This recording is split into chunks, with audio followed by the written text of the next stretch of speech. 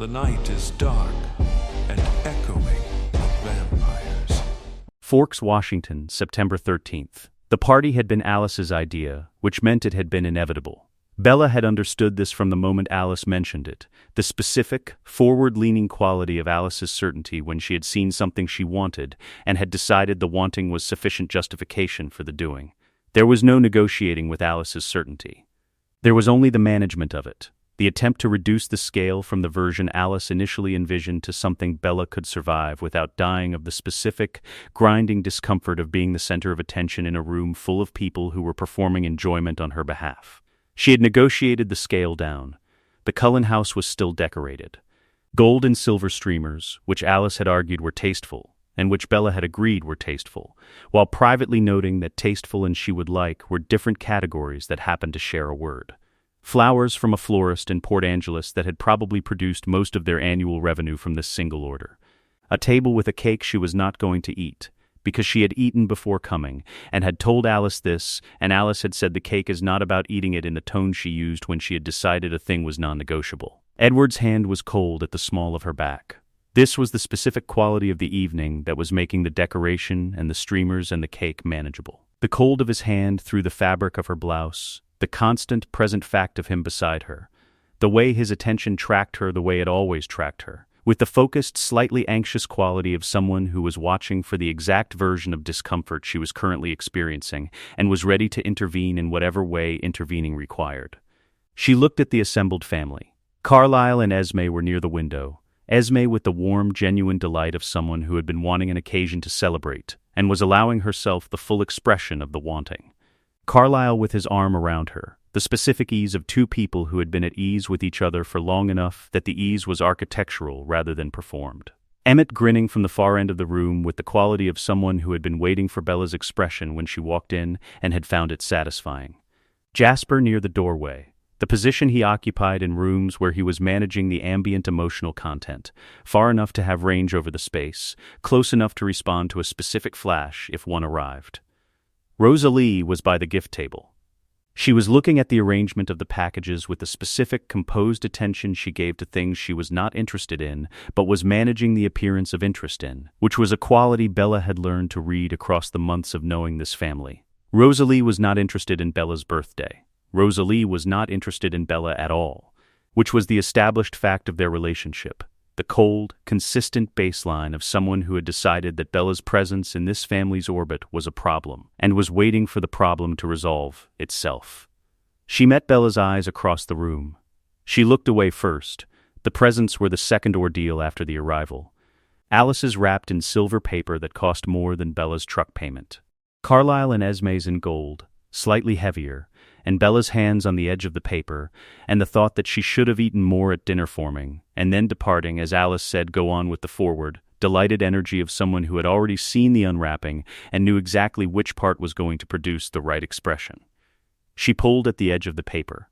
The paper was thick, the quality of wrapping that had been done by someone who took wrapping seriously, and it caught at the edge, and she pulled again, and the paper gave, and her finger caught the edge of something inside. Not a corner, not the box edge, something thinner, a CD insert she had not registered as a possibility. And the edge opened a line across the pad of her index finger that was small and immediate and irrelevant in the way of all small injuries in the moment before the world reorganizes around them. She put her finger in her mouth. Reflex, human reflex, the oldest response to the oldest kind of minor damage, and she tasted the specific iron salt of her own blood and took her finger out of her mouth and looked at it. The room changed. Not physically, the room was exactly as it had been, the streamers and the flowers and the gold cake untouched on the table. The people in the room were exactly where they had been. But the quality of the room changed in the way rooms changed when the variable that had been managing everything suddenly stopped managing, the air reorganizing itself around a new center. Jasper took a half step. It was small. It was barely a movement. But she had been watching Jasper manage himself in rooms for months, and she knew what a half step from Jasper meant. And she registered it and looked at Edward and found him looking at her with the specific arrested quality of someone who had been managing the room's emotional content alongside Jasper and had found the content suddenly above the threshold of management. "Go outside," Edward said. He said it quietly. He said it with the quality of someone giving an instruction that they needed followed immediately rather than discussed, and he took a step toward her, and the step put him slightly in front of her, and she was already moving, because she understood the room had changed even if she did not yet have the language for why. Rosalie moved from the gift table. It was not animal. That was the thing she would remember afterward, the thing that would refuse to fit into any framework she tried to build around it. The first half-second was not animal. The first half-second was Rosalie's face, doing the thing it did when Bella was in the room and Rosalie was running the internal accounting that being in the same room as Bella always required. The contempt and the irritation and the cold, steady resentment of someone who had been waiting 18 months for a problem to resolve itself and had watched it fail to resolve. And then the blood scent reached her, and something underneath the contempt and the irritation moved. The second half-second was different. Edward said her name. Rosalie's hand closed around Bella's arm. The cold of it was nothing like Edward's cold, not the familiar cold that she had spent 18 months learning to receive as simply part of what he was. The cold that had its own warmth underneath it.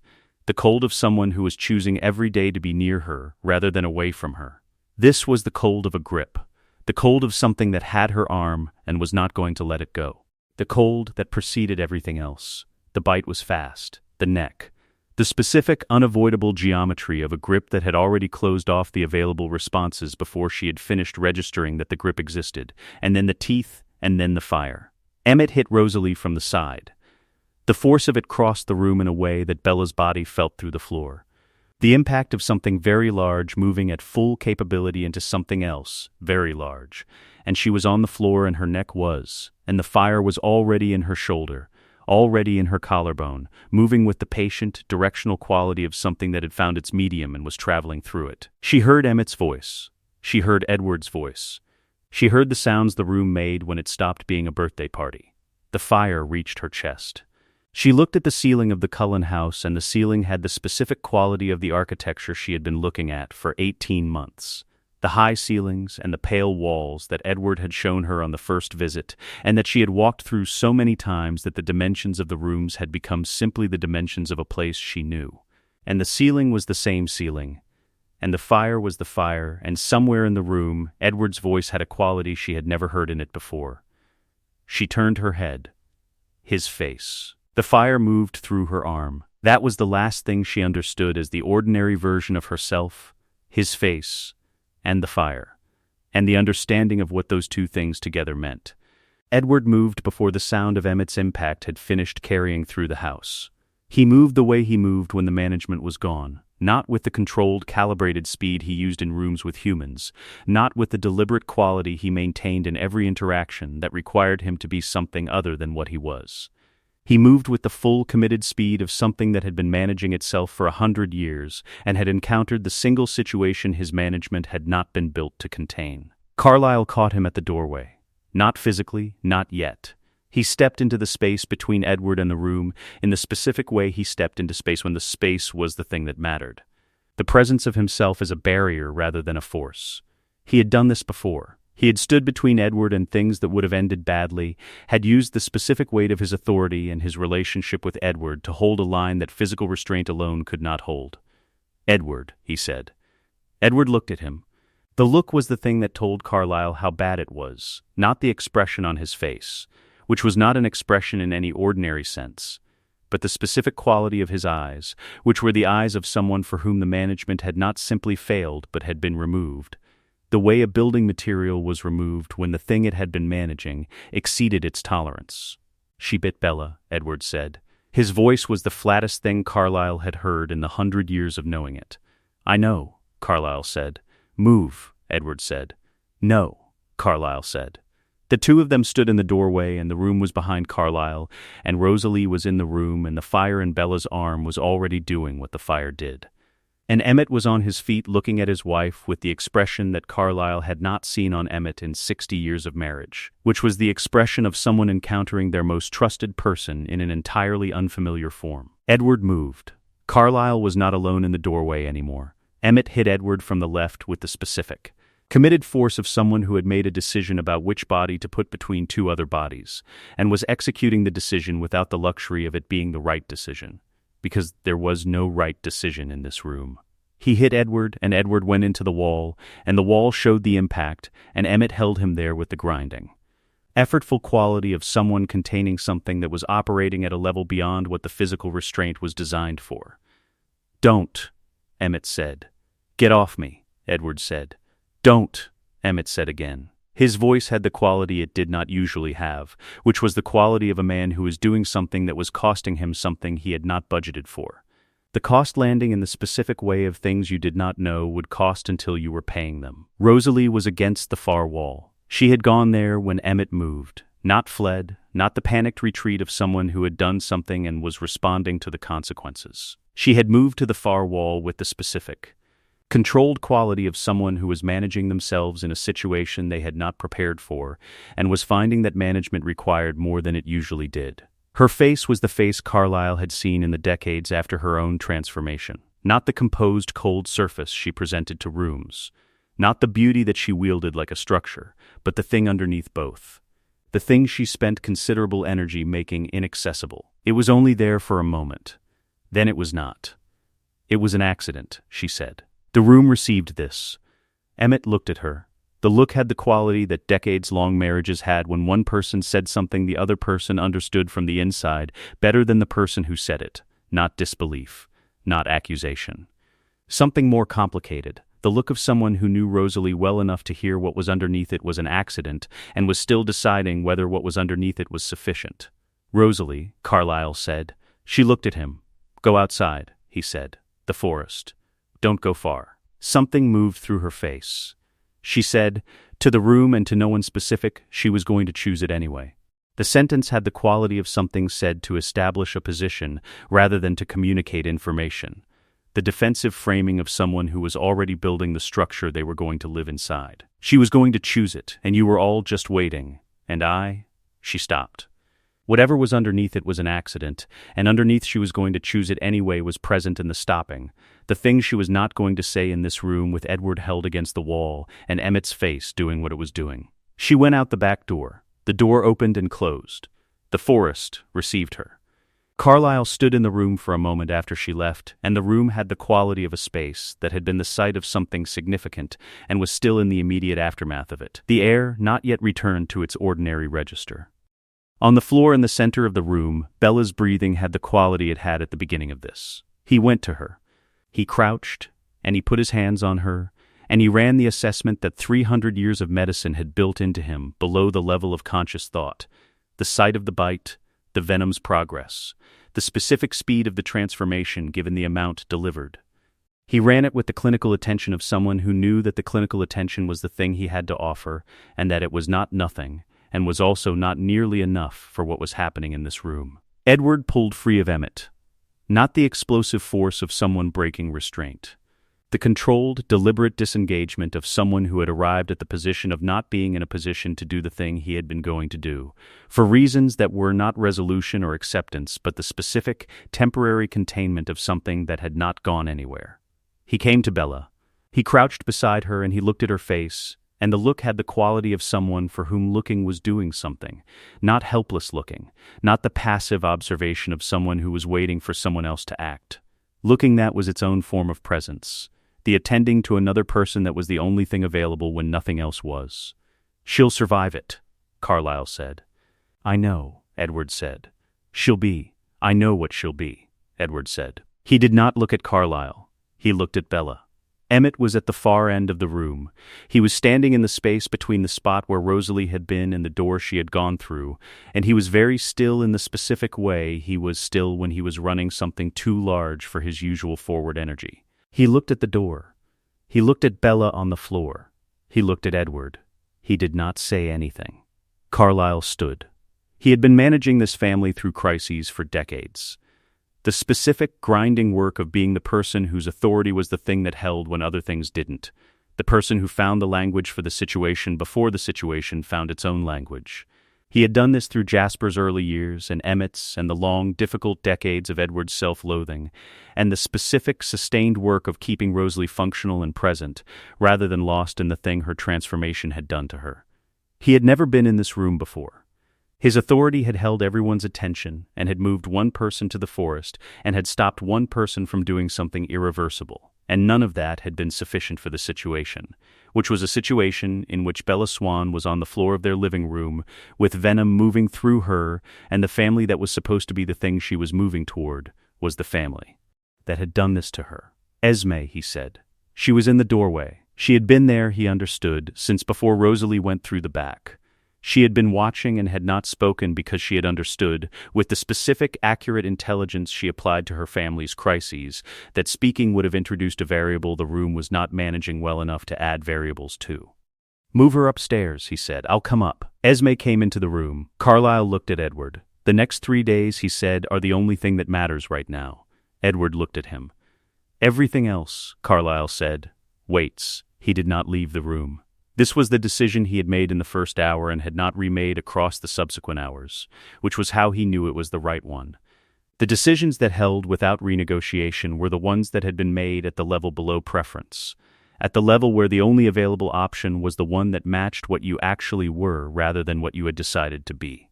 He sat in the chair beside the bed and he listened to her burn. The sound of it was the thing he had not prepared for, which was the failing of preparation. He had known the transformation would happen, had known the biology of it in the specific, detailed way he knew everything Carlyle had ever read and thought about the process, had known the 3 days and the venom and the progressive restructuring of every system in the human body into something other than what it had been.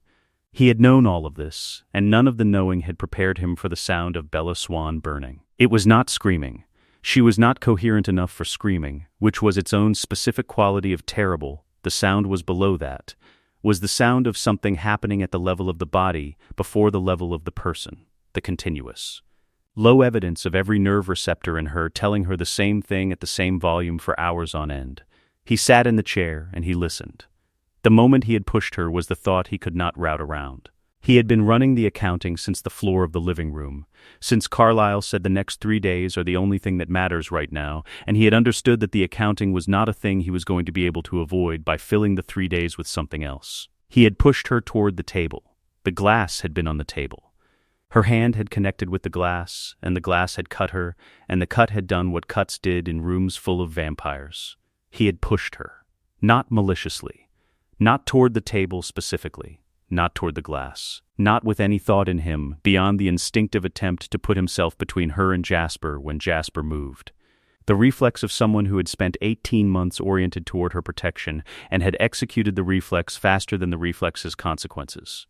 But he had pushed her. Rosalie had done what Rosalie had done. He could not fully separate the two, which was the specific quality of the accounting that refused to resolve, not because they were morally equivalent. They were not, and he was not going to distort his reasoning into pretending they were, but because they were connected in the way that events connected to each other in chains, and the chain had a link that was his hand at her back. He sat with this. He did not find a way out of it. Alice knocked at noon of the second day. He heard her coming up the stairs and heard the quality of her footsteps, which were not Alice's ordinary footsteps, not the light forward committed movement of someone who was going towards something she wanted to go toward, but the footsteps of someone who was managing what they were going toward, and had been managing it for a long time. She opened the door without waiting for an answer, which was Alice. She looked at him in the chair and she looked at Bella on the bed and she said, "Carlyle wants everyone downstairs." "No," he said. "Edward, I'm not leaving this room," he said. She looked at him with the expression she had when she was running the futures and finding that the one she wanted was not cleanly available, the specific, frustrated quality of someone who understood the shape of what she wanted to produce and was encountering the resistance of actual people not cooperating with it. "Rosalie came back," Alice said. He said nothing. She asked to be here," Alice said, "for the family meeting. She wants to. Whatever she wants," he said, "is not something I'm interested in tonight." Alice was quiet. "Jasper thinks he can help," she said, "the emotional ambient. He thinks if he can get everyone in one room and manage Alice," he said. "Go," she went. He heard the family meeting from upstairs. He heard it start with Carlyle's voice, which had the specific quality it had when he was providing structure to a situation that had lost its structure. Calm, measured. The physician's authority applied to a wound that was not physical. He heard Alice and Esme, and then the gap where Emmett's voice should have been, and the specific quality of silence that was not the absence of Emmett, but Emmett choosing not to speak, which was rarer and heavier than his presence would have been. He heard Jasper deploy the calm. He felt it from upstairs, the low ambient pulse of Jasper's gift reaching through the house's structure, the emotional equivalent of a sedative applied to the room's collective nervous system. He felt it arrive and felt the way it landed on him, which was wrong, which was the specific quality of unwanted comfort, the thing you did not want to be soothed about, because you needed to keep feeling it. He felt Rosalie feel it. Her emotional response was not something he could access directly. He had never been able to read Rosalie the way he could read the others, the specific, armored quality of her mind, making her the most opaque member of the family even to him. But he could read her through Jasper's reception of her, through what Jasper was receiving and broadcasting back, and what Jasper was receiving from Rosalie was the thing underneath the armor when the armor met an input it could not fully hold. The meeting dissolved. He heard voices separate. He heard doors. He heard the specific lonely sound of a house redistributing itself after a conversation had failed to do what conversations were supposed to do. He listened to Bella burn. At the end of the third day, which arrived the way all ends arrived, not dramatically, not with the quality of something culminating, but simply as the natural conclusion of a duration, he heard her heartbeat change. He had been listening to it for 3 days. He knew its rhythms now the way you knew the rhythms of things you had been listening to without interruption. The specific, elevated rate of the first day, the slight modulation of the second, the day 3 quality of something that was approaching a threshold rather than simply continuing. It slowed, not gradually, in the specific staged way of a count descending, not evenly, but present, and then the gaps between the beats growing in the way that gaps grew when a thing was finishing rather than when a thing was pausing. He leaned forward in the chair. The last beat arrived. The room was very quiet. The world arrived all at once. This was the thing that no description she had ever read, in any of the books she had consumed across a lifetime of reading everything available to her, had adequately prepared her for. Not the quality of the individual sensations, but the simultaneity of them. The way everything arrived at exactly the same moment, without the hierarchy her human perception had imposed on the world without her. Knowing it had been imposing it. Sound first, but not first because there was no first. Sound alongside smell, alongside the specific, complete visual resolution of the room that her closed eyes were somehow still receiving through the thin barrier of their lids. The room was the bedroom she had been in for 3 days, and she knew this not because she remembered being brought here, but because the room was entirely legible to her now, at a resolution that made memory irrelevant. She could count the threads in the fabric under her hands. She could hear the specific frequency of the ventilation system 2 floors below. She could smell wood and plaster and the cold specific to this house, and something else, something that was the most important thing in the room, something that was the reason she had not yet moved from the bed because moving would bring her closer to it. People. The people smell was the thing. Not the cold of them, not the specific vampire cold she had spent 18 months learning to receive as simply what they were. The cold was there. She could feel it in the air the way she had never been able to feel temperature as information before. The cold was information. But underneath the cold was the other thing. The thing that human Bella had not had the receptors to fully receive, and that she now had the receptors for at their maximum possible sensitivity. Her throat was on fire. Not the fire of the 3 days. She knew that fire had been inside it, had learned its quality the way you learned the quality of things you had no choice but to experience. This was different. This was directional. This was the fire of a body communicating that there was something it needed, and the something was in this room, and the room was the wrong place to need it. She sat up. Edward was in the chair. He had been in the chair. She understood from the specific quality of the chair's position and the posture of someone who had been in a position for a long time. He had been there. She was not receiving this as a thought, but as a fact, the way she was receiving everything now. He was looking at her. She looked back at him. She had been looking at Edward Cullen for 18 months with the specific limited resolution of human eyes and human attention, and she had thought she had understood what she was looking at. She understood now that she had not understood. Every detail of him was present to her at once. The specific quality of his stillness, the structure of his face, the way the light from the window landed on him differently than it landed on the chair, because he was cold in a way the chair was not cold. She loved him. She knew this the way she knew the thread count of the fabric, which was without effort and without the ordinary emotional processing of knowing something that mattered. It was simply there. the fact of it available and complete. She also had not yet told him to get out of the room, and the room had 3 other people in it, and the smell was the fire in her throat, and the fire was getting louder. "Bella," he said. She heard her name in his voice the way she heard everything, at full resolution, every quality of it present. The relief in it, the guilt underneath the relief, the specific, compressed quality of someone who had been waiting for something for 3 days and had arrived at the moment of the thing and was not entirely sure the thing was going to be all right. She needed to get out of this room. She stood. The standing happened differently than standing had happened. Not the coordination of multiple systems negotiating the transition from horizontal to vertical, not the managed distribution of weight and balance that had been the background physics of every moment of her human life. She was standing. The transition had not been a transition. She took 1 step toward the window. Emmett was in front of the window. She had not seen him move, and he was in front of the window with the specific contained quality of someone who was blocking something without calling it blocking, who had positioned themselves at the intersection of the thing she was moving toward and the thing she needed not to get to. "Outside," she said. "Not yet," Carlyle said, from behind her. She turned. Carlyle was at the door with the physician's quality of complete, unhurried attention, the quality that had the specific history of 300 years behind it. 300 years of understanding what bodies needed and what bodies did, when what they needed was also the thing they could not be permitted to have right now.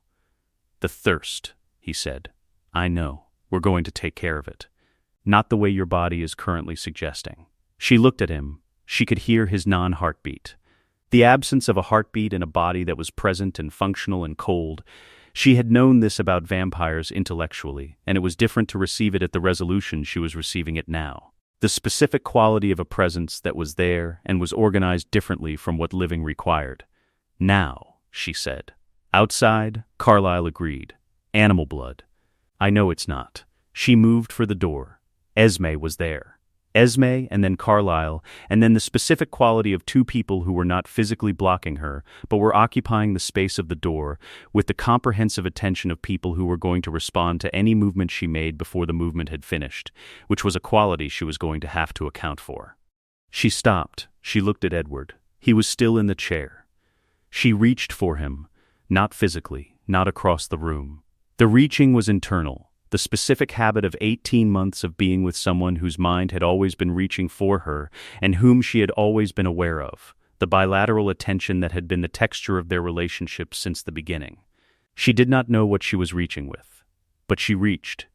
Edward stood from the chair. His expression changed, not dramatically, a fraction, the specific fractional change that his face did when his mind had encountered something it had not encountered before, and was registering the encounter before it had arrived at a response. He looked at her with the quality of someone who had just reached for something that had always been there, and had found the thing not there, and was processing the not there. She understood from the quality of his face what had happened. The shield. She had known about the shield in the abstract way she had known about the transformation, as a concept, as something Carlyle had explained.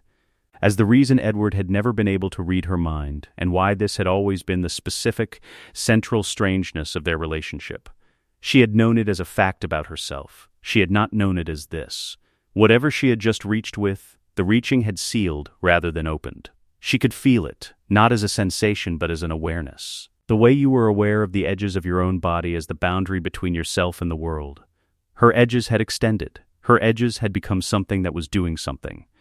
Edward's face had the quality it did not usually have, which was the quality of genuine unmanaged surprise. "I can't," he said. "I know," she said. "Bella, your mind is—" "I know," she said again. She did not know how to undo it. She did not know if undoing it was something she was capable of. What she knew was that her throat was on fire, and the fire was making the management of any other variable very difficult, and she needed to not be in this room. "Carlyle," she said. "Yes," he said. "Now," she said. "Now," he agreed. He stepped back from the door. She went through it.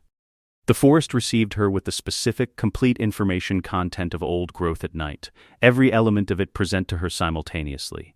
The smell of wet cedar and mineral ground and the living, small things that moved through the undergrowth, and underneath all of it the specific, clean pull of the thing her body needed. The thing that was alive and nearby and was the animal version of the fire her throat required. She ran. She was fast in a way she had no framework for. Fast in the way that fast was not a description of the relationship between effort and distance, but simply a new quality of her existence. The world moving past her at a rate she was not managing, but simply experiencing. Emmett ran beside her. He was keeping pace without effort, which told her something about how fast she was. Not that she was keeping up with Emmett, but that Emmett was letting her set the rate, and the rate was something he could match, which meant she was running at newborn speed, which was the speed she had been told about, and was now the speed she was. They ran. The thirst led. She followed it without embarrassment or reservation, because embarrassment was a quality of the social mind, and her social mind was not currently the loudest thing available, and the fire was the loudest thing available, and she followed the fire toward its answer the way she had been following things toward answers her whole life. What happened next in the forest was not graceful. What happened next in the forest was what happened when a body that had been built one way was operating on entirely different terms for the first time, with instincts that were present and overwhelming and slightly ahead of the understanding of what they were asking her to do. Emmett managed her through it. She let him. Not because she could not have managed without him, she did not know, in the specific uncertainty of that first night in the forest, whether she could have or not. She let him because the managing was the thing he was doing and it was what was available, and she was a person who accepted what was available when what was available was what was needed. Afterward, in the clearing where the fire had gone down from the quality of something she was inside to the quality of something she could exist alongside, she stood in the cold air and breathed for the first time in 3 days without it costing her anything. Emmett stood 10 feet away. He was looking at her with the expression she had been gathering data on since she woke up.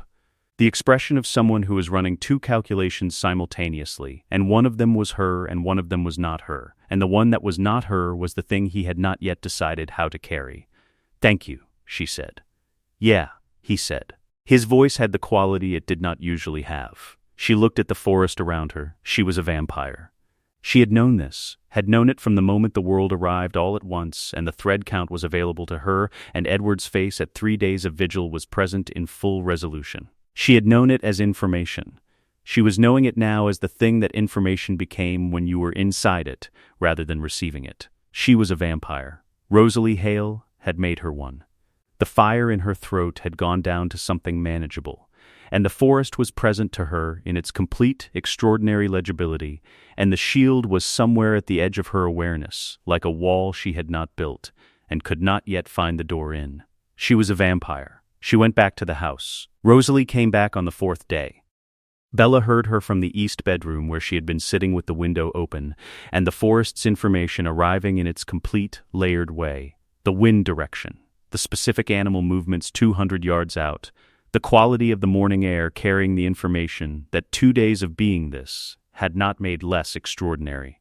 She heard Rosalie's car on the road before it turned into the drive. She heard the specific quality of the engine going off and the door opening, and the footsteps, which were Rosalie's footsteps, which she recognized from the house's sound landscape the way she was learning to recognize everything, by the specific, irreducible quality of the thing itself. She came downstairs. The main room had been rearranged since the party. Not significantly, the furniture was in its standard configuration, the table clear, the streamers removed. But the specific quality of a space that had been the site of something was present in the room the way it was present in spaces that held things. The atmospheric residue of an event that had not cleared. She stood at the bottom of the stairs and looked at the room, and Rosalie was in it. Rosalie was standing at the far end near the window. She was standing there the way she stood in rooms when she had chosen her position in advance, and was occupying it rather than having arrived at it, the deliberate, composed quality of someone who had decided what they were doing before they came in and was executing the decision. She was looking at Bella with the face she wore when she was expecting something and was ready for it. She was expecting Bella's rage. Bella could see this. She could read it in the quality of the posture, the set of the shoulders, the specific composure that was not calm but the armor over the thing underneath. Rosalie had come in prepared to receive an attack and had organized herself for receiving it, which was the psychological equivalent of bracing. Bella did not give it to her. She crossed the room. Not toward Rosalie, she went to the couch and she sat down, which was the thing that the armor had not prepared Rosalie for. The removal of the anticipated confrontation before it could be used to organize the conversation. She sat, and she looked at Rosalie from across the room, and she said, "Sit down." Rosalie looked at her. "You came back," Bella said. "Which means you want to be here for some reason. You could have stayed in the forest. You chose not to." She held Rosalie's gaze with the flat, direct attention that was not a human being's flat attention. She was aware from the 4 days of being this, that the quality of her attention had changed, that it was the attention of something that had all the available information and was deploying it rather than accumulating it. "So sit down and tell me what the reason is." Rosalie sat. She sat in the chair across from Bella with the specific, controlled motion of someone who had decided to comply with an instruction they had not expected to receive, and she looked at Bella across the space between them, and the armor was there, and was not quite what it usually was. The specific quality of something that had been in place for a long time encountering a situation that it had not been built for. "I know what I did," Rosalie said. "Tell me anyway," Bella said. Rosalie was quiet for a moment. "I bit you," she said. "Yes," Bella said. "Why?" The armor moved. Not broke, it was not breaking yet, was still doing the work of holding the face in the specific composed register of someone who had their feelings at a manageable distance. But it moved. The way very old structures moved when they encountered a load they had been technically capable of bearing for their entire existence, and were now being asked to bear actually rather than theoretically. "It was an accident," Rosalie said. "That's what you said the night it happened," Bella said. "I want to know if you believe that." Rosalie looked at the window. The window had the morning light doing what morning light did through the Cullen house's high glass, the specific, even quality of light in a space designed for it, the light that had always made this house feel like something between a museum and a greenhouse, beautiful and slightly too perfect for ordinary life. "The blood," Rosalie said. "The papercut. The smell of it, and you were across the room," Bella said. "Jasper was the one who moved. Jasper had to be managed. You were across the room, and you made it to me before anyone could stop you, and you bit me." She did not say it with heat. She said it with the same flat, direct quality she had been using since Rosalie sat down. The quality of someone presenting information rather than making an argument. That's not the same thing as losing control to a blood smell. That's something that had a direction. Rosalie was very still. The armor was still there and was doing the work of holding the face and was losing ground in the specific incremental way of something that was being outweighted rather than out-argued. "You resented me," Bella said. Rosalie looked at her. "You have from the beginning," Bella said. "I know the shape of it. I'm not asking you to apologize for the resentment. I'm asking you to say it. Because the version where it was an accident and the version where it had a direction are two different things, and they have different implications, and I need to know which one I'm actually in." Rosalie looked at her for a long moment. Then something in her face changed. It was not the theatrical breaking of a wall, not the performed release of something that had been held. It was smaller than that, and more real. The specific, private quality of something that had been held for a long time, encountering the specific cost of continuing to hold it. And the arithmetic of the cost arriving at an answer that the holding could not afford. "You were going to choose it," Rosalie said. "Eventually, I knew you were going to choose it. Because it was obvious. It was the most obvious thing. You were choosing it every day, and everyone in this family was watching you choose it and waiting for you to make the choice official." She was looking at the window. "And I hate that choice. I hate it for myself, and I have hated it for 80 years, and I have every right to hate it, and I do not understand how anyone looks at what we are and wants it." "And," Bella said. Rosalie looked at her. "There's more," Bella said. "The armor. What was left of it. I didn't get to choose," Rosalie said. The sentence had the quality of something that had not been said in exactly this form before, not the broader, performed version of the same sentiment that Bella had heard in the months of knowing this family, the referenced history and the careful, composed articulation of the Royce King story and what came after it. The sentence had the quality of something said without the frame, without the composed context that made it a story rather than a wound. "I didn't get to choose," she said again, with the specific, terrible quality of the second saying, "and you were going to get to choose, and I." She stopped. The room was quiet. "And you couldn't stand it," Bella said. Rosalie said nothing. "You couldn't stand that I was going to get to decide," Bella said. "And so you decided for me." Rosalie was looking at the window, and the light was landing on her face with the specific, even quality of the house's light, and her face in it was the face underneath the armor, the one that the armor existed to protect from exactly this kind of exposure. "Emmett," Rosalie said. He won't. She stopped again. The stopping had the quality of someone who had been running toward the edge of something and had arrived at it. He looked at me that night like he had never looked at me before, like he was looking at something he didn't recognize. I know, Bella said. Does he? She stopped. I can't. She stopped again. She was not going to finish those sentences. Bella could see that, the specific quality of someone who had arrived at the question they most needed answered and was unable to ask it, because asking it made the answer possible, and the answer was the thing she was most afraid of. Bella looked at her. She looked at Rosalie Hale in the Cullen house's morning light, and she held the full inventory of the last 4 days. The fire. The 3 days of sound, the world arriving all at once, the thread count of fabric and the forest at full resolution, and Edward's face when the shield locked, and the specific quality of the room on the night she came downstairs and found it rearranged. She held all of it. She said, I'm not forgiving you today. Rosalie looked at her. I'm not telling you it was all right, or that I understand, or that the thing you did and the reason you did it are things I'm ready to put somewhere. That doesn't make me. She stopped. Because the specific quality of the fire that was not in her throat was somewhere else. In the place where the accounting of the last 4 days produced a temperature that was not the thirst. I'm not there. I don't know if I get there. I know, Rosalie said. But you came back, Bella said. And Emmett is still here. And I'm still in this house, and that means something has to be. There has to be a next thing. I don't know what the next thing is. She held Rosalie's gaze. I need you to know that what you did is not something I'm letting go of because it's convenient to let go of. If I let go of it, it's because I decide to. On my terms. In my time. Rosalie was very still. Yes, she said. And the thing about Emmett, Bella said. Rosalie waited. That's between you and Emmett, Bella said. I'm not the answer to that question. Rosalie looked at the window for a long moment. The morning light continued. She stood. She did not say anything else. She walked toward the back of the house with the specific, contained quality of someone who was managing something very large with the tools that were available to them, which were not adequate for the size of the thing, but were the tools that were available. She went out the back door. Bella sat in the couch, and the room held its morning quality around her. She had not forgiven Rosalie.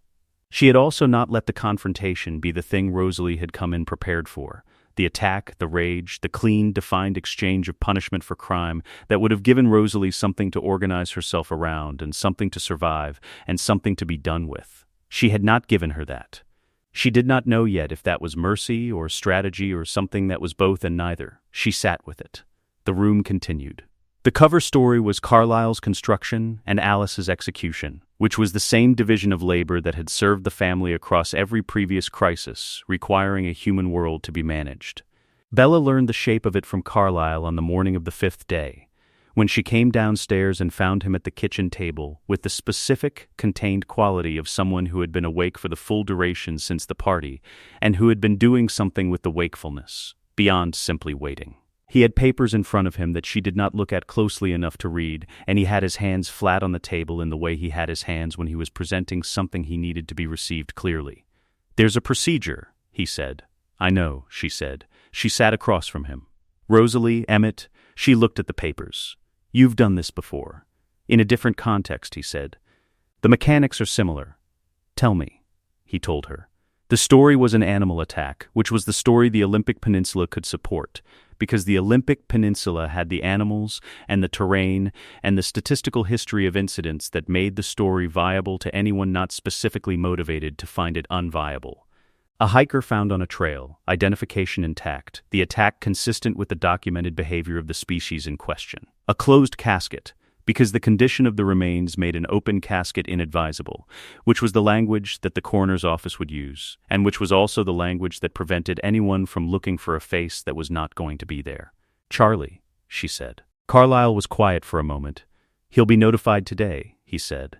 He's already been. He called the house twice while you were in the 3 days. Alice managed it. He held her gaze with the steady, unhurried quality of someone who was not going to soften the information, but was going to deliver it with everything that 300 years of delivering difficult information had taught him. He's been looking for you since you didn't come home the night of the party. She sat with this. The funeral, she said. This weekend, Carlisle said. We can be there. At a distance. If you want. She looked at the papers. Yes, she said. The funeral was on a Saturday. The Forks Methodist Church had the specific quality of a small-town church that was not large enough for the turnout, and was managing the excess with the practical, unpretentious adaptation of a community that understood the management of collective grief as a form of logistics. People in the parking lot. People on the steps. The overflow that happened when a town was small enough that a single loss altered the texture of the whole. Bella stood in the tree line on the church's north side. She had positioned herself with the specific care that the last week had made into a new fluency, the angle that put the church's entrance and the parking lot in her sight line without putting her in anyone's sight line. The assessment of the wind direction relative to where the attendees were standing so that the animal scent she was now carrying, which she could smell on herself as the clean, distinct note of deer and forest, was going downwind rather than toward the crowd. She had learned to think about wind direction. She had learned a great many things in a week. Edward was beside her. He had been beside her the way he had been beside her since the chair. Present, close, the specific quality of someone for whom her proximity was the organizing principle of their current position in any space. She had not asked him to come. She had not asked him not to come. He had been at the tree line when she arrived, which meant he had been there before her. Which meant he had come first rather than following her, and she had not yet decided what she thought about that. She thought about it less than she thought about Charlie. Charlie came out of the second car. She recognized the quality of his walk before she recognized his face, which was the specific gift and curse of what she was now. The recognition arriving at a different level than it had before, not from the face and the social catalog of a known person, but from the complete, simultaneous inventory of every available detail. His walk. The specific quality of his shoulders. The way he was holding himself in the way that people who did not express grief easily held themselves when they were full of it and had nowhere for it to go. He had his dress uniform on. She had seen it twice in her life. He walked from the car to the church entrance, and the walk had the quality of the most difficult walk he had taken in a long time. The walk of someone who was counting steps without knowing they were counting them, who was getting from the car to the door using the most basic available mechanism, which was putting one foot and then the other and then the other. He stopped at the church door. He put his hand on the doorframe, just his hand, flat against the wood of the doorframe for approximately 3 seconds, the specific, involuntary gesture of someone who needed a surface to brace against before going inside. He was not going to cry on the church steps. She had known this about him before she became the thing she was, and she knew it now at the full resolution of what she was now, and the knowing was the same in both cases, because some knowledge was not about the quality of the perception. He took his hand off the doorframe. He went inside. She pressed her back against the tree behind her. Edward was looking at her. She knew this without looking at him, which was the new quality of her awareness. She received his attention the way she received everything now, as information present in the ambient rather than information requiring active reception. He was watching her the way he had been watching her since the chair, with the guilty, helpless quality of someone who had been running the accounting she had been running for a week and had arrived at a similar answer by a different route. "Say it," she said. "I pushed you," he said, "into the table." "I know," she said. "If I hadn't pushed you, I know," she said. She was still looking at the church. "You've been running that since the night it happened.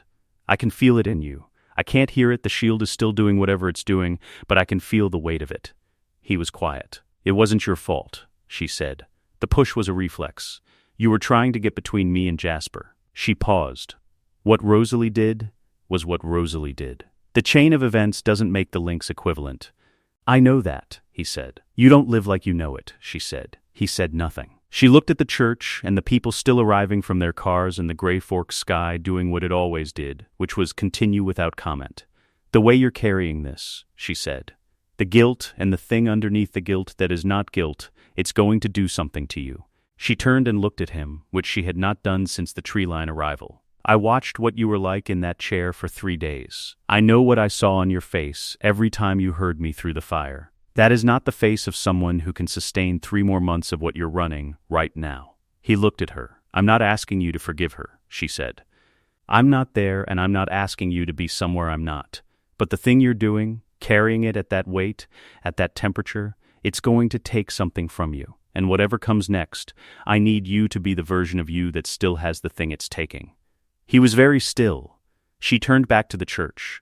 "That's not an argument for Rosalie," she said. "That's an argument for you." Inside the church, the service was beginning.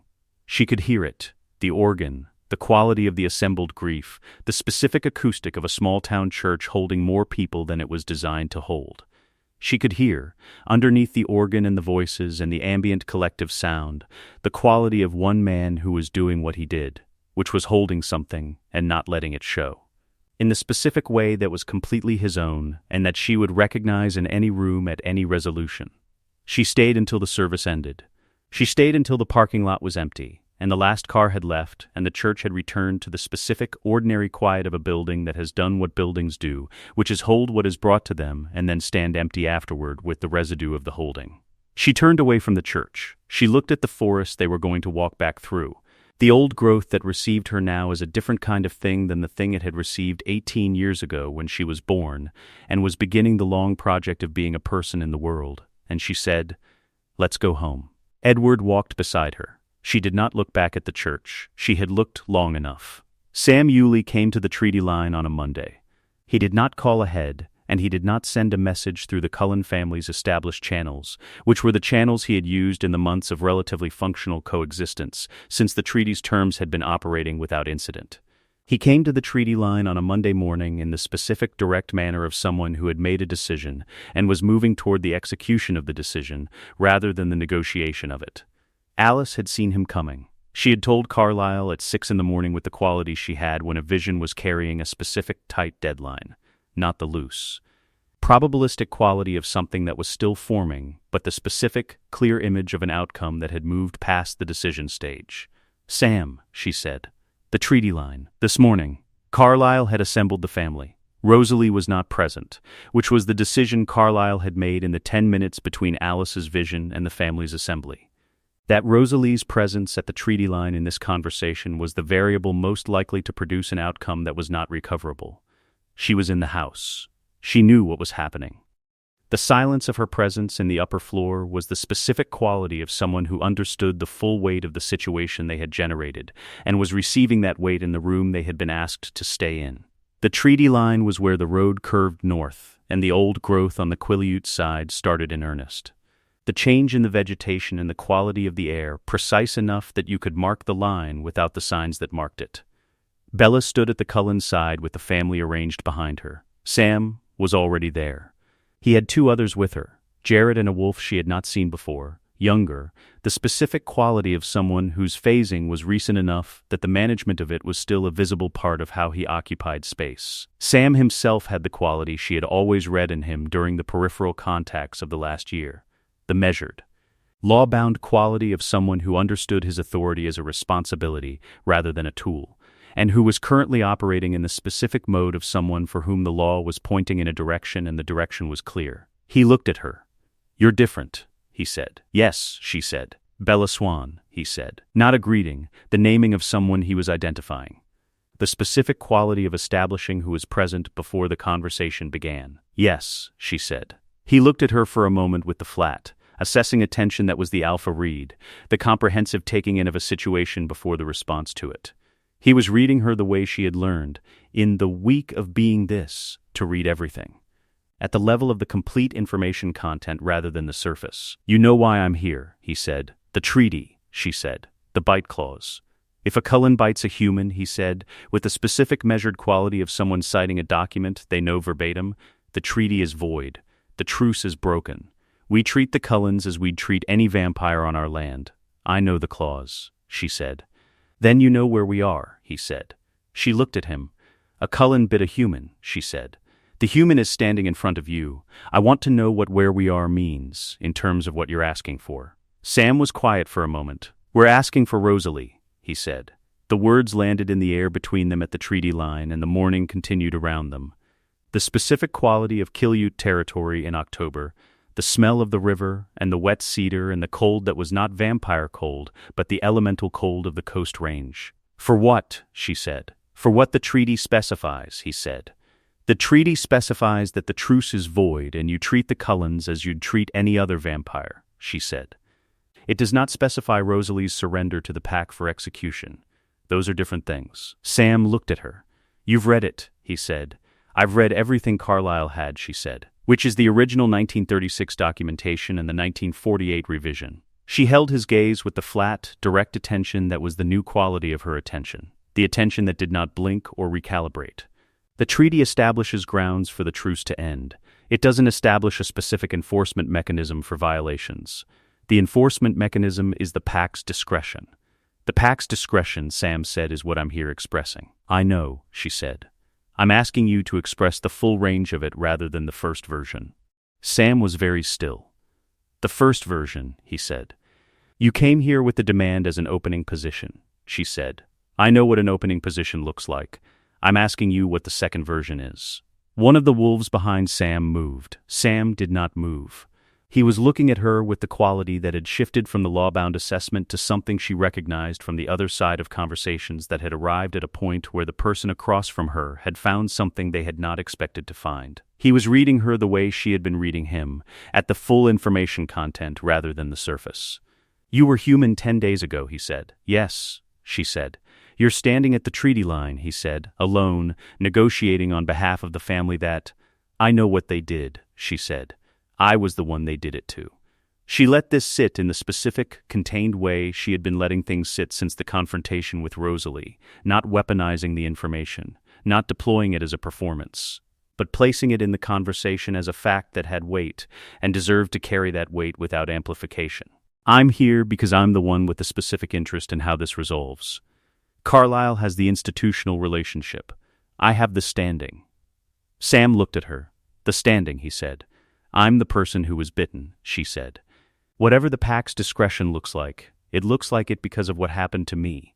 I'm asking to be part of the conversation about what it looks like. The morning continued. The river sound was present at the edge of the conversation, the specific, continuous sound of the Quileute running high with October rain. The sound that was part of this territory the way the old growth was part of it and the way the Pack was part of it. What are you proposing? Sam said. Not today, she said. I'm not proposing anything today. Today I'm asking you to hear that the demand you came here with is not the only version of the Pact's discretion available, and to take that back to the council before we talk about what comes next. And Rosalie, he said, stays in the house, she said, under the Cullen family's internal management, which is not nothing. Carlyle's internal management is the reason this family has been operational and contained for 3 years. Whatever you think of what happened, the management has a track record. Sam was quiet for a long moment. He looked at the wolves behind him. He looked at the treaty line. He looked at Bella with the full, comprehensive attention of someone who had come to this line with a specific position and was running the specific position against the specific information the conversation had produced. 3 days, he said. The council talks. You and I talk again on Thursday. Thursday, she said. If Rosalie leaves the house, he said, for any reason. If she's in this territory, she won't be. Bella said. He held her gaze for a moment longer. He turned and walked back into the Quileute trees with the 2 wolves behind him, and the territory received them the way it received everything that belonged to it, which was completely. She stood at the treaty line. Behind her, the Cullen family was exactly where they had been since the beginning of the conversation, in the specific maintained configuration of people who had understood that the conversation was not theirs. Carlyle, said Bella. She turned. She looked at them. At Carlyle and Esme and Alice and Emmett and Jasper, and the space that was Edward beside her, and the space that was Rosalie in the house, and she looked at what they were, which was a family that had done something to her, and were also the family she was now inside, and she said, Thursday. She walked back to the house. Jasper read the house the way he read all spaces he had been in long enough to have the baseline. The baseline was the specific, ambient emotional temperature of a given set of people in a given configuration when nothing exceptional was happening. The resting state, the default register, the thing against which any deviation registered as a deviation rather than as noise. He had been building the Cullen house's baseline for decades, and knew it with the comprehensive accuracy of a sensor that had been calibrated against the same source material across a very long duration. The house was not at its baseline. This was not a discovery. It had not been at its baseline since the night of the party. And he had been managing the distance between what the house was now and what it usually was, with the specific grinding attention of someone whose gift made the management involuntary.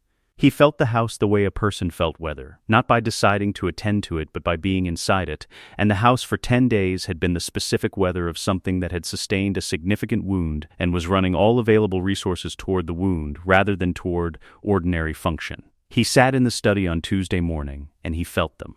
Edward was the loudest. This was not unusual. Edward had always produced the highest emotional amplitude in the house. The specific quality of someone whose interior life was conducted at full intensity, and who managed the interior by directing the intensity into the shape of control rather than by reducing it. The control was the visible thing. The intensity was the thing Jasper received. Since the party, the intensity had a new architecture. The guilt was there, and had been there since the night, but the guilt had been joined by something that was not guilt, and was not the rage he had directed at Rosalie in the first hours. Something quieter and more structural, the emotional equivalent of something that had taken a load it had not been designed for, and was examining the integrity of its own design in response.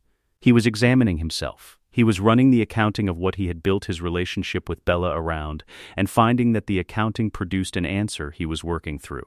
And underneath all of this, present since the morning after the transformation, growing rather than diminishing, was something Jasper did not have a precise word for. The emotional equivalent of a thing that had been oriented in a specific direction for a long time encountering a reorientation that was not chosen, but was happening regardless. He was afraid of her, not in the simple sense, not the atavistic fear of something that perceived a threat, in the way that very specific, very old things were afraid of things that changed them without their consent. She had changed, which he had expected and had been prepared for as a logistical matter. The change had changed what she was to him in ways he had not prepared for. The shield was part of it, the loss of the one consistent access he'd had to her through Edward's reading of her, the informational channel that had been the way he understood what she was experiencing and whether the management required attention. The shield had closed that channel, and the channel being closed meant he was receiving Bella through his gift alone. What he received was the thing he had not prepared for. Emmett was in the training room. He had been in the training room since Sunday, which was not unusual in the sense that Emmett processed difficult things through physical exertion as a general method. But the emotional content of the training room's occupant had a specific quality that Jasper was tracking carefully, because the specific quality mattered.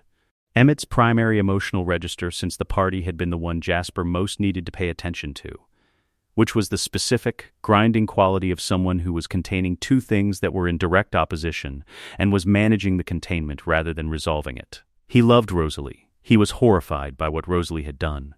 The containment of these two things was not comfortable and was not diminishing. It was the specific emotional quality of a load that did not become lighter with time, but that a person with sufficient strength could carry indefinitely, which was what Emmett was doing. The risk was not that he would leave. The risk was that the carrying would change the shape of the relationship in ways that were not survivable by either of them. The specific, erosive damage that unresolved horror did to the architecture of a love that had been built in a different register. Rosalie was in the east bedroom. Her emotional content was the most complex thing he was receiving, which was not surprising and had been not surprising since the night. Rosalie's emotional complexity was always the most demanding thing he managed. The specific density of layers in a person who had been arranging those layers for 80 years. Since the confrontation with Bella, the arrangement had changed. The outermost layer. The defensive armor that was the structure his gift most consistently encountered in her had thinned, not gone. Thinned, the way things thinned when they had been deployed against a threat that bypassed them rather than being deflected by them. Underneath the armor was the thing he had been watching for since the party. It was not guilt in the abstract sense. It was the specific personal quality of guilt that arrived when a person had done a thing that violated their own understanding of themselves. Not guilt about the external consequence, but guilt about the internal revelation. The discovery that the thing you were capable of was the thing you'd just done. He sat with this. He had been a soldier for 2 centuries before Carlisle, and he had continued to think like one after. And the soldier's habit was the same as the empath's habit in the relevant way. You looked at the terrain before you moved anyone through it. The terrain was the house's emotional landscape, and the house's emotional landscape had a specific feature that he had been identifying across 10 days of close attention. Every line of force in the house's emotional landscape ran through Bella. Not to her, through her. She was not the object of the house's current emotional content. Not the center around which everything else was organizing in the way that crisis figures became centers. She was the thing the lines passed through on their way to wherever they were going. Edward's guilt and his love and his fear ran through her. Emmett's containment ran through her. Rosalie's thinning armor ran through her. His own recalibrated reading of the house ran through her. She was the medium. He understood, sitting in the study on Tuesday morning and feeling the house's weather, that this was not a fact about the current situation. It was a fact about what Bella was now, not what she had been made into by the transformation, but what she had always been. The specific quality of a person who was constitutionally incapable of being peripheral in any room she occupied. The transformation had made it legible. The party had made it structural. The treaty line conversation had made it visible to everyone.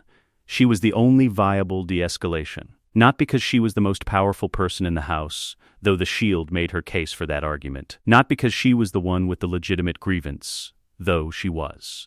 But because she was the line through which every person in this house was currently running, and the line through which everyone ran was the only thing that could redirect where they were all going. He went to find her. Jasper found her in the east clearing.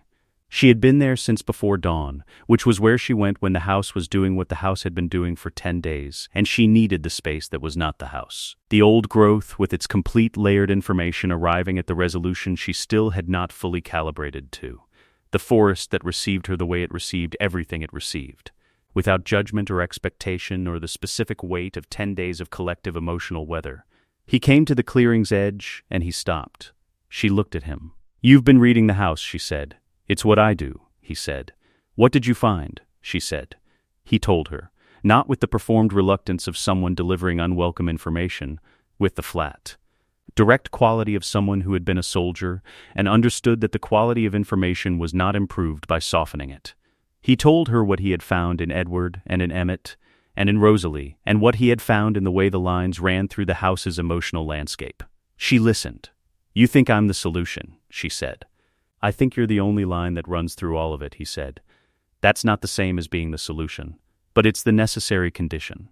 She looked at the clearing. She had been looking at the clearing for 2 hours with the specific, receiving quality that had become her mode in the days since the transformation, not the human mode of looking, which was the active, directed attention of a perception system managing the volume of the world, but the new mode, the receiving of everything the world was sending without the management. The clearing was fully present to her, every tree, every bird in it. The specific quality of the ground, the October cold and the mineral smell of the earth. "Thursday is the wolf meeting," she said. "Yes," Jasper said. "If I go to the treaty line and hold what I held on Monday," she said, "Sam stands down. I think. I've been running the read I got from him against the 10 days of preparing for it, and I think he stands down." "Yes," Jasper said. "And after?" she said. "After," Jasper said, "the family is still what it is, which is a family that has 10 days of something it has not found a way through." She looked at the clearing. "Tell me what you need," he said. "From Thursday. From today. I'm not here to manage the outcome. I'm here because you are the only person in that house whose position gives them access to all of it, and I thought you should know what I see from mine." She stood. She looked at him across the clearing. "Thank you," she said. She went to Rosalie's room on Wednesday. She did not knock. She opened the door the way she had learned to do things in the 10 days of being this, which was with the full, committed attention of someone who had decided a thing and was doing the thing rather than preparing to do it. Rosalie was at the window. She had been at the window, Bella understood from the quality of the room, for most of the morning. She turned. They looked at each other. "Sit down," Bella said. Rosalie sat on the edge of the bed. Bella sat in the chair near the window. The room had the specific quality of Rosalie's spaces. The deliberate, composed arrangement of a person who maintained the external as a control when the internal was not something that could be maintained with the same directness. The room was very ordered. The order had the specific quality of something that had been maintained more carefully in the last 10 days than it usually was. "I went to the treaty line on Monday," Bella said. "I know," Rosalie said. "I'm going back on Thursday," she said, "and I'm going to ask Sam to stand down. Not for Carlisle, not for the family's political survival, though those are both real stakes, and I'm not pretending they're not." She held Rosalie's gaze. "For the family. Specifically, for the thing that exists in that house that is different from the political arrangement." Rosalie was very still. "I need you to understand what that means," Bella said. "What I'm asking Sam to stand down for is not the absolution of what you did. I'm not offering that, and I don't have it to offer, and I'm not going to pretend I do." She leaned forward in the chair, the specific forward lean of someone closing the distance between a statement and the person receiving it. "What I'm asking him to stand down for is the family's continued existence. because the family's continued existence matters to me, which is a thing I would not have predicted 12 days ago. But here we are. Rosalie looked at her. You're choosing us, she said. The specific, confused quality of someone who had not prepared for this particular version of the conversation. I'm choosing the family, Bella said. You are part of it.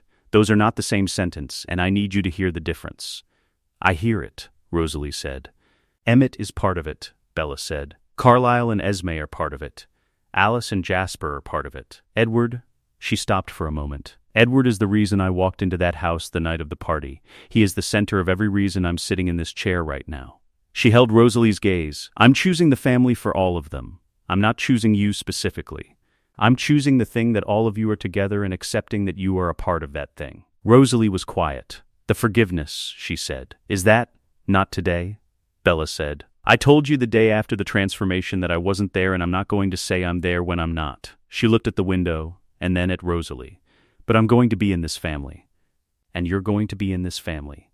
And those two facts have to coexist, which means we have to find the version of being in the same family that works. She paused. The version where I stopped being angry enough to not hand you to the pack is what Thursday is.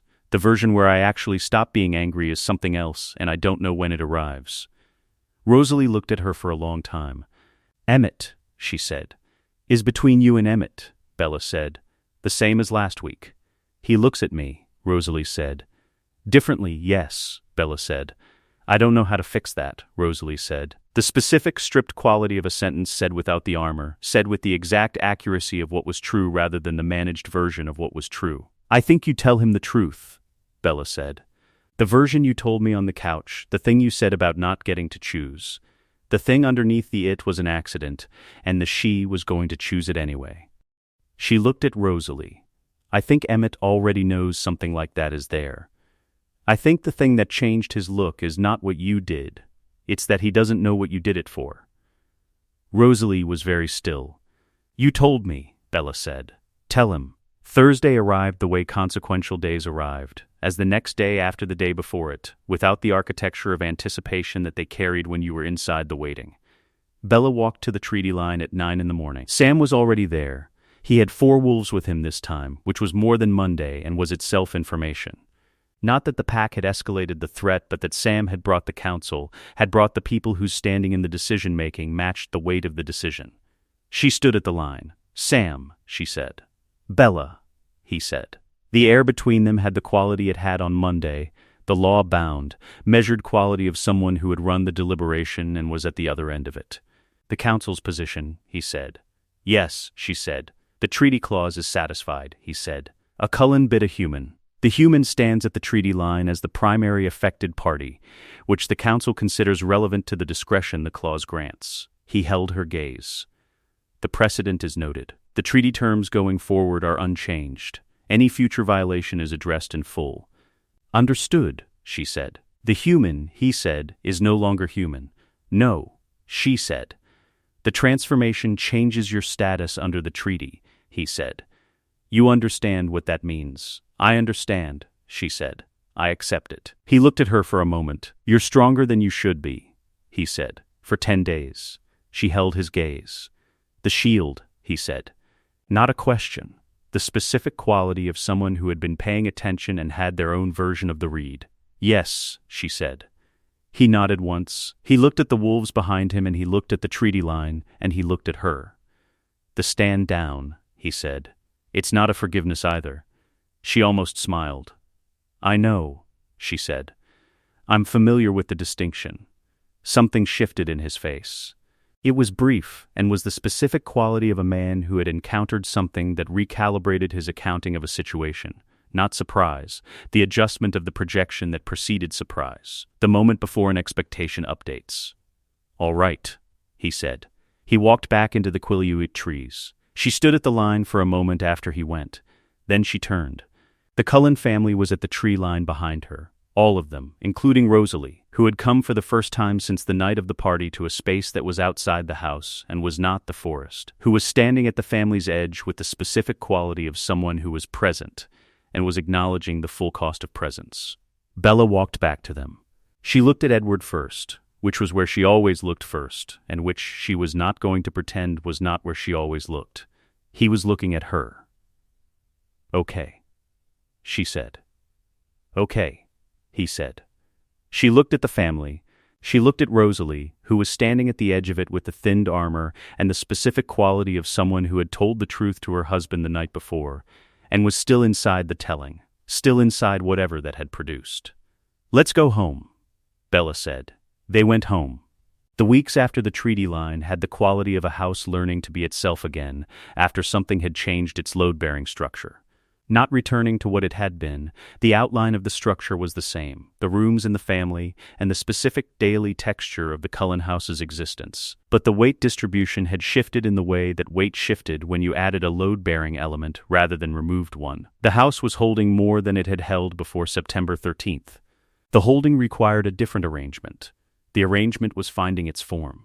Rosalie came to Bella on a Saturday in November. Not to the East Clearing, not to any of the spaces that had been the sites of the conversation since the transformation, to the kitchen, which was the room the Cullen house had built for the performance of ordinary life, and which had become. In the 6 weeks since the party, the room where the ordinary things happened while the extraordinary things were being processed in the other rooms. Bella was at the table.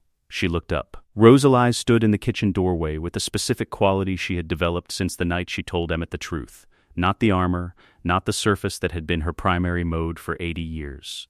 But not the stripped exposed quality of the confrontation either. Something that had found the form between them. The mode of a person who had decided that the cost of the armor in this specific room with this specific person was higher than the cost of being without it. She sat down. "Emmett told me what you said to him," she said. "About telling him the truth." "I know," Bella said. "He told me you did." Rosalie was quiet for a moment. "I've been thinking about what you said to me on the couch," she said. "The first day. The thing about not giving me the version I came in prepared for." "Yes," Bella said. "I came in with the armor," Rosalie said. "I came in expecting you to give me something I could survive. And you didn't." She looked at the table. "You gave me something harder than that. You sat across from me, and you were fair. After what I did. You were fair in a way that I didn't." She stopped. "I didn't know how to receive that." "I know," Bella said. "I still don't entirely know," Rosalie said. "But I'm learning." She looked at Bella with the direct, clear attention that was the face underneath the armor. "I made you this. I made you this without your consent, and for reasons that were about me rather than about you. I know what that is. I know what it cost."